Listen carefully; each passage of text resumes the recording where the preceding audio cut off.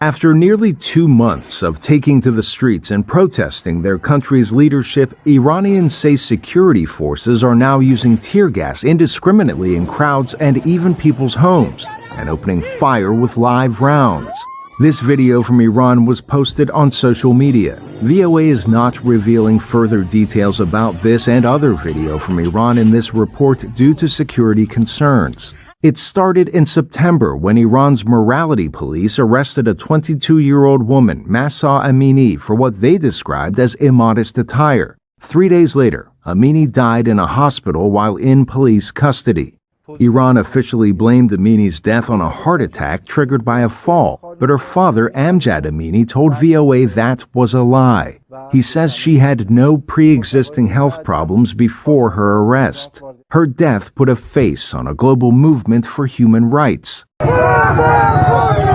And that's when Iranians took to the streets chanting a popular refrain, "Death to Khamenei," a reference to the country's supreme leader. Worldwide demonstrations followed, demanding human rights and calling for an end to Iran's theocratic government. Unlike previous periods of turmoil in Iran, like the summer 2009 Green Movement protesting the presidential election, the mass demonstrations following Amini's death have no leadership. Iranians say the government has now turned to jailing protesters and even the lawyers who defend them. Many of them land in Tehran's Evin prison, notorious for housing political prisoners. In October, a fire engulfed parts of the complex and onlookers reported gunshots inside. Iran says the fire was a distraction created by prisoners attempting escape. Others say prison officials started it.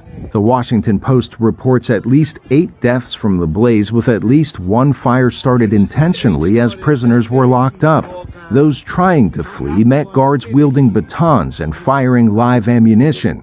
VOA Persian Siamak Deghampour spoke by phone with a prisoner in Iran who spent time in Evin, his voice altered to protect his identity.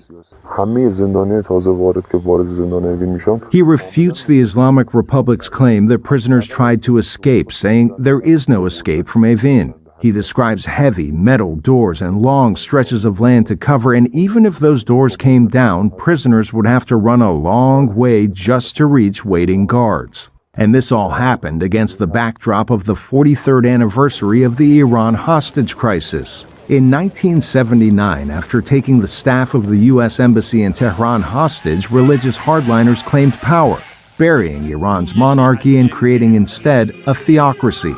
But today's young Iranians are mostly secular and inherently at odds with a government that requires women to wear hijabs, the law that led to Amini's arrest and death.